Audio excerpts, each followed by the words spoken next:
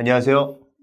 네, 안녕하세요. 간단한 자기소개 부탁드립니다. 네, 정신과 전문의 정호열이고요. 오늘 제가 궁금한 거는요. 역으로 질문 받으니까 되게 좀 신기하네요. 사실 제가 유튜브로 네. 이미 보고 있었던 채널이기도 하고 알고 있었거든요. 그러시구나. 저도 계속 네. 염탐하고 있었는데. 네, 몇 년 저도 동안 염탐하고 있었는데. 모시게 돼서 굉장히 영광이고 제가 오늘 영광입니다. 좀 잘 부탁드립니다. 네. 오늘 제가 궁금한 건요. 네. 우리 주변에 사람들한테 쉽게 기대고 의존적인 사람, 그래서 상처받는 사람, 그런 사람들의 특징이라고 할 만한 게 있을까요?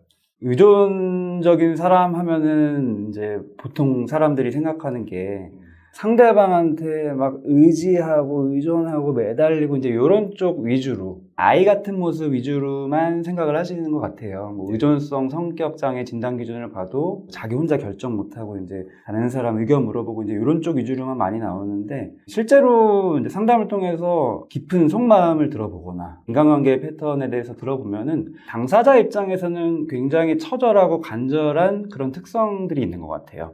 첫 번째로 말씀드리고 싶은 거는 친밀감이나 유대감에 대한 욕구가 굉장히 크신 것 같아요. 어떻게 하면은 저 사람이 나를 더 찾게, 호감을 가지게끔 할 것인가. 거기에 에너지를 굉장히 많이 쓰시는 것 같아요.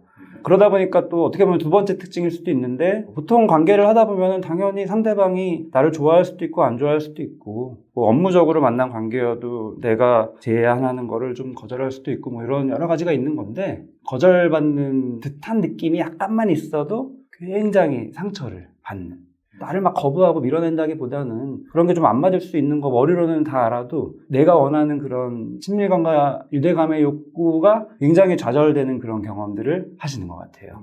그러다 보니까 세 번째 특징으로 또 이어지게 되는데 어쨌든 유전성이 있는 분들한테 힘든 경험이기 때문에 이거를 어떻게 해서든지 사전에 방지하거나 또는 그런 낌새가 보였을 때 적극적으로 해결하기 위해서 굉장히 노력을 하는데 그런 방식이 매끄럽지가 않아서 내가 그 사람한테 호감을 얻기 위해 사는 행동인데도 불구하고 결과적으로는 상대방은 내가 집착한다고 느끼게끔 그래서 오히려 비호감 쪽으로 전달되는 경우들이 많은 것 같아요. 당사자 입장에서 이런 얘기들을 쭉 듣다 보면은 이해가 너무 된다. 하지만 또 상대방 입장에서 생각을 해보면은 더 밀어낼 수도 있겠다. 그러면은 이 당사자는 더 힘들 수도 있겠다. 왜냐면은 의존성 있는 분들이 힘든 것도 이제 저는 경험을 하지만 의존성 있는 분들의 지인, 상대방의 얘기를 또 듣다 보면 그걸 또 힘들어 하시고. 그러니까 친밀감의 욕구 때문에 계속 타인에 대한 집중, 그러니까 내가 아니라 상대에게 관심이 가 있고 그래서 거절을 잘 못하고 인간관계도 매끄럽지 않게 나타나는 특징을 가지고 있다라고 좀 생각이 드는데 그렇다면 좀 구체적으로 이런 분들이 어떤 행동과 말, 특별히 하는 그런 것들이 있을까요? 네네. 흔히 초반에는 되게 매력적으로 좋은 사람으로 여겨지는 경우가 많은 것 같아요. 왜냐면은 내가 친해지고 싶으니까 또 좋은 사람으로 보여지고 싶으니까 상대방한테 철저히 맞추고 상대방이 좋아하게끔 행동을 하죠. 예를 들어서 동네 엄마들 모임이나 어떤 친구들 모임에서 장소가 없다. 그러면 이제 내 거를 내주는 거예요. 우리 집에서 모이자. 나도 귀찮지만 상대방한테 호감을 얻기 위해서 그런 걸 제공하고 괜히 선물 같은 뭐 소소한 거 계속 이렇게 주고 그러면 초반에는 굉장히 호감을 사죠.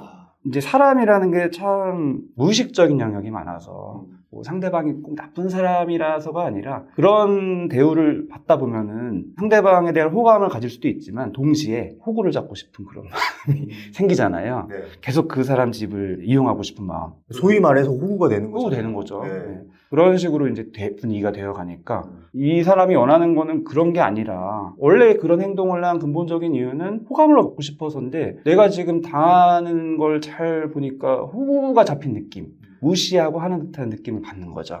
하지만 호감은 또 계속 얻어야 되기 때문에 참고 아닌 척하고 그래서 계속 내주면서 표정 점점 굳어지고 그럼 이제 상대방 입장에서는 좀 뭔가 불편하게 느끼다가 겉과 속이 다른 사람이 되는 거예요. 네, 점점점 벌어지는 것 같아요. 갭이. 결국에는 이제 쌓였다가 팍 터지죠. 터지게 되면 어떻게 되나요?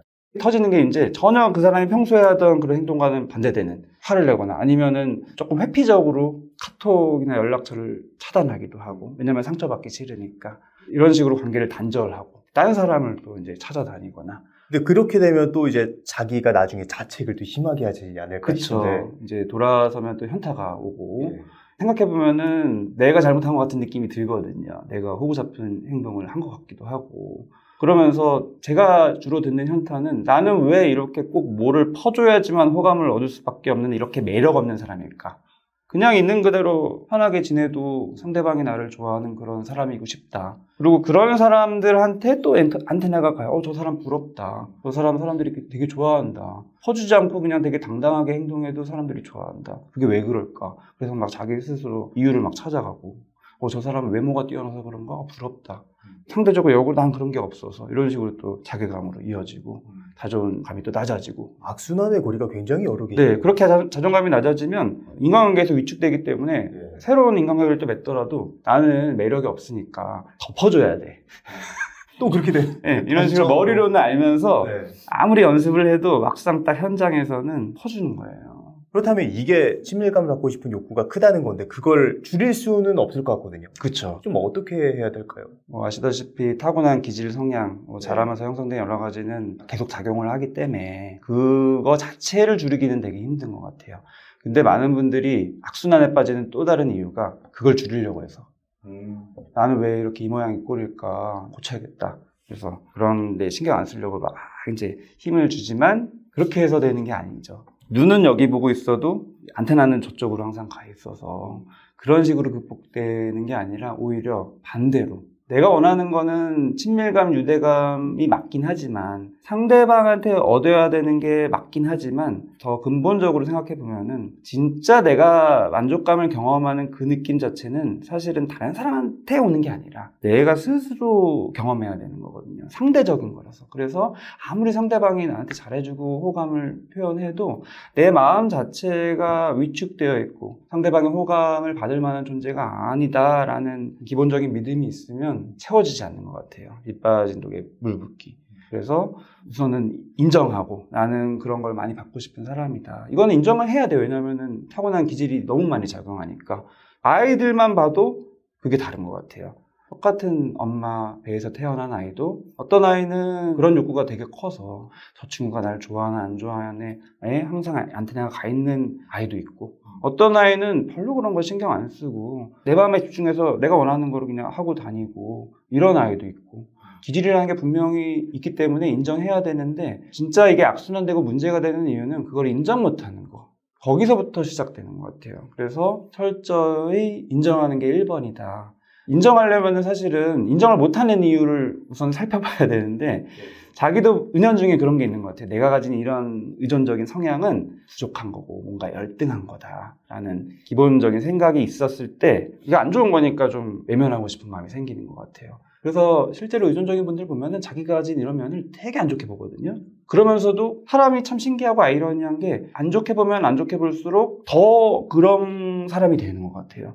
의존성이라는 거는 지금까지 제가 말씀드린 건 되게 좀 뭔가 부정적인 뉘앙스로 많이 인식하게끔 악순환 얘기를 많이 드렸지만 더 중요한 거는 의존성은 사람의 본능이다. 누구나 또 가지고 있는 거고 필요한 거고 그래야지만 생존할 수 있으니까 본능적인 건데 바라면서 점점 의존성의 영역을 좀 줄이고 독립성의 영역을 점점 이제 확장시켜 나가면서 성장하는 게 이제 바람직한 거고 그런 게 있는 건데 의존성과 상반된 이런 독립성의 영역 내가 자율성을 스스로 이제 누리는 이 영역이 개발이 안 된 게 문제인 거예요. 이게 있는 게 문제가 아니라 네. 이게 있는 건 어쩔 수 없는 건데 어쩔 수 없는 거고 필요한 부분이기도 하고 이거에 너무 집착하다 보니까 이게 길러지지 않은 거네요. 그렇죠. 그래서 이거에 집착하지 말고 상대 쪽에 있는 요거를 좀 신경 써야 된다는 걸 좀 강조드리고 싶어요. 의존성은 사실은 필요해요. 그러니까 친구 관계도 맺는 거고 연인 관계도 맺는 거고 결혼도 하는 거고 부모와 자식 간에도 그런 애정이 생기는 거고 너무너무 삶에서 중요한 건데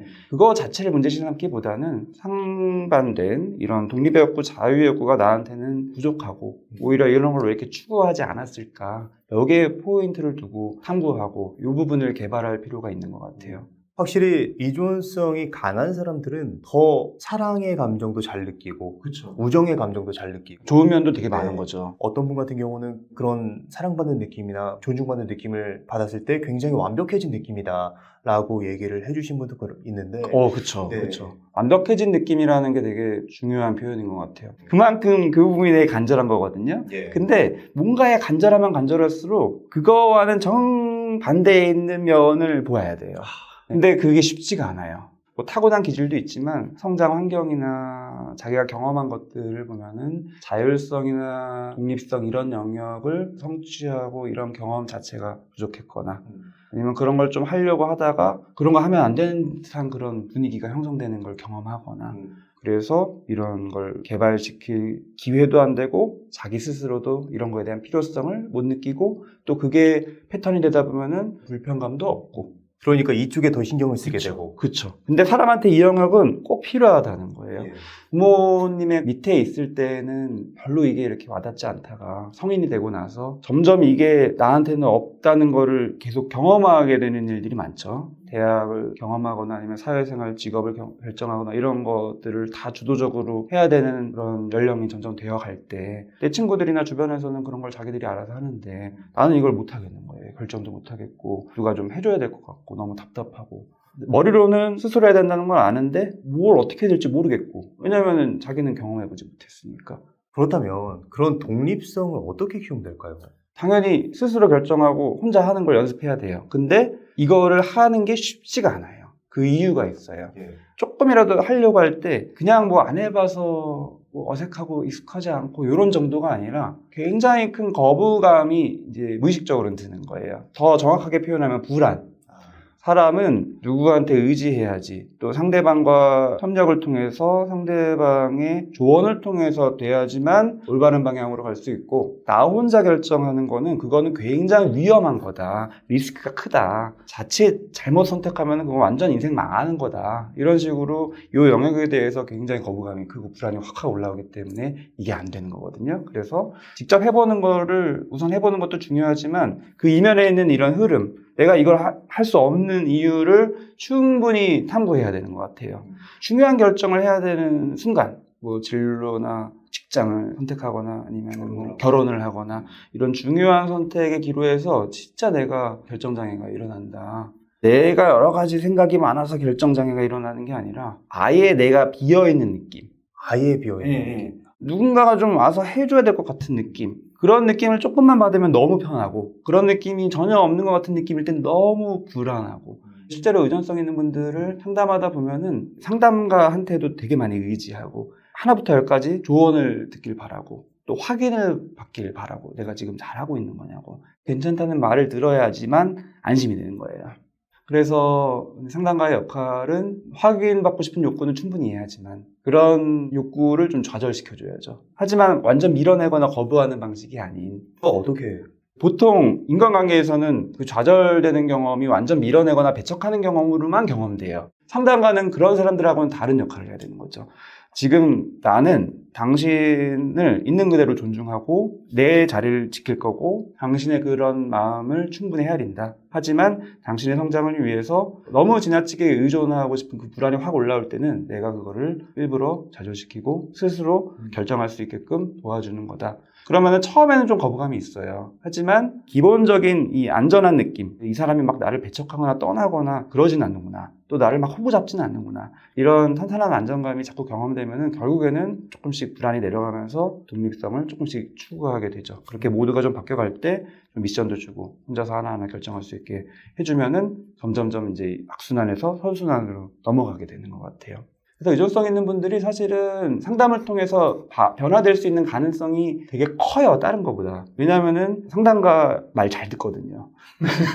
시키는 말 잘 따라하고 상담가를 많이 의지해서 시간 약속 되게 잘 지키고. 되게 역설적이네요. 역설적이죠. 네, 그렇다면 아까 그 말씀해 주셨다시피 중요한 결정을 할 때 결정을 못 한다고 했잖아요. 네. 그렇다면은 그런 중요한 결정을 하기에 앞서서 혼자 좀 연습할 수 있는 독립성을 키우는 방법이 있을까요? 되게 좋은 질문인데 그것도 역시 뭘 하세요 이런 세부적인 걸 알려드리는 것보다 혼자서 결정을 못하는 이유를 정확히 알아야 되는데 아까 말씀드린 그 불안도 물론 있지만 또 중요한 게 뭐냐면은 자기 혼자서 결정을 하고 싶어도 결정 바로 직전까지 가도 확신이 안 서는 거예요. 내가 이거 해도 되나? 후회하면 어떡하지? 이런 식으로 자기 확신이 부족한 게 발목을 잡기 때문에 자기 확신을 가지는 연습을 해야 되는 거예요. 근데 자기 확신은 뭐 외부에서 가지는 게 아니라 사실은 자기 내부에서 갖는 거 먼저 해야 되는 거죠. 구체적인 이제 방법을 알려드리는 건데 제일 많이 확신을 못 가지는 거가 뭐냐면 자기 감정이에요. 감정은 사실은 확신을 갖고 안 갖고 이런 영역이 아니라 그냥 자기 마음속에 있는 거는 그냥 100% 내 입장에서는 타당하고 그 감정은 그대로 수용하고 인정할 수 있어야 되는데 그것조차도 확신을 못 가졌던 경험을 너무 많이 했던 거예요. 왜냐면 내 감정을 소중하게 여기지 못하는 경험을 많이 했으니까. 오히려 상대방한테 호감받는 것에만 관심을 기울이니까 상대방의 감정에만 관심을 기울이고 눈치에만 신경을 쓰는 거죠. 그만큼 나한테는 소홀해지는 거고. 그래서 지금까지 잘못됐던 그 습관, 패턴을 바꿔서 나의 고유한 감정에 집중하는 연습을 해야 되는데 가장 손쉽고도 중요한 작업은 감정 일기. 근데 감정 일기 보통 많이들 얘기하지만 이런 거를 또 말씀드리면 의존성 있는 분들은 그냥 하나부터 열까지 다 물어보는 거예요. 뭐 제목 쓰고 뭐 감정은 카테고리 어떻게 나누고 뭐 예를 써야 되는 이런 식으로 물어봐요. 근데 그런 게 아닌 거예요. 어떤 사고의 틀을 갖춘 체계적인 게 아니라 그냥 막 자유로운 거고 무의식적인 거고 본능적인 거고 충동적인 거라서 정답이 없어요. 정답은 자기 안에 있어요. 계속 자기 마음에 집중하도록 막 갈겨 쓰세요. 그러면 또 거기서 멈칫하는 이유는 내 마음속에 이렇게 짐승 같은 감정이 있는데 이런 거 괜찮나? 이런 거 자칫 내가 막 쓰고 막 인식했다가는 진짜 이런 걸로 꽉 차버리고 그러다가 행동도 막 그렇게 해서 이상한 사람 될까봐 또 막 불안이 올라와요. 근데 감정이라는 거는 자기가 행동하는 것과는 사실 전혀 상관없고 오히려 자유로웠을 때 오히려 행동은 더 절제가 될 수 있는 거라는 거를 저는 말씀을 드리지만 듣는 대로 그렇게 쉽게 인식되는 건 아니죠. 그래서 자유롭게 해도 된다. 심지어 욕을 써도 된다. 정제된 언어로 써야 될 것 같은 또 부담을 이런 분들은 가지거든요. 지금 내가 가진 이 감정이 이 단어가 맞나 모르겠어요. 이렇게 또 물어보고. 근데 그런 게 아니라는 거예요. 단어, 뭐 사전적인 의미 이런 거 필요 없어요. 왜냐면은 사람마다 자기가 주로 쓰는 그런 단어나 용어나 뭐 문장 이런 거는 뉘앙스 색깔이 달라요. 그래서 그런 단어나 이런 표현 양식에 집착할 필요 없다. 그냥 자유롭게 막 써라. 그게 무슨 뜻인지 자기만 알면 된다. 보여주기 위해서, 이걸 뭐 정리하기 위해서 하는 게 아니라 그냥 마음속에 있으면 이게 모호하고 인식이 안 되기 때문에 어떻게 해서든지 표현을 함으로써 조금 더 자기가 이런 감정을 의식할 수 있게끔 도와주는 도구일 뿐이다. 이렇게 이제 얘기를 보통 드리죠. 처음엔 잘 안 되고 계속 하다 보면은 되는 것 같아요. 선생님 말씀해 주신 내용을 들으니까 되게 뭔가 상쾌하고 자유로워진 느낌이 들었어요. 네. 이 자유로움이라는 게 의존성뿐만 아니라 모든 영역에서 사람의 고유함을 회복하는 심리적인 안정감을 회복하는 데 너무 중요한 영역인 것 같아요. 사회화라는 건 사실 행동 양식에 국한된 표현인 건데 내 마음속 자체를 막 사회화시켜요. 질투 느끼면 안 되고 미움 느끼면 안 되고 어떤 분노 느끼면 안 되고 이런 식으로 안 돼 억압하다 보면은 과연 행동이 바람직해지냐? 아니죠. 이렇게 안에서 쌓이다가 팡 터져서 오히려 이상한 행동을 하는 거죠. 마지막으로 지금 집착이나 혹은 너무 이중적이라 힘들어하시는 분들을 위해서 한 말씀 해주신다면 어떤 분들? 의존성이 있는 분들은 굉장히 큰 장점이 있어요. 굉장히 따뜻해요. 따뜻하고 섬세하고 이게 악순환만 안 되고 선순환만 잘 된다면 아주 큰 만족감을 이 관계에서도 경험할 수 있고 또 그런 경험을 재능을 살려서 취향을 살려서 어떤 분야에서든지 적용해서 또 선순환시킬 수 있는 것 같아요. 그래서 자신감을 가져도 된다. 자기의 고유한 성향 자체를 부정했기 때문에 이게 너무 한쪽으로 치우친 거지 그걸 그대로 인정하시면 점점점 이게 선순환될 거다라는 얘기를 드리고 싶습니다.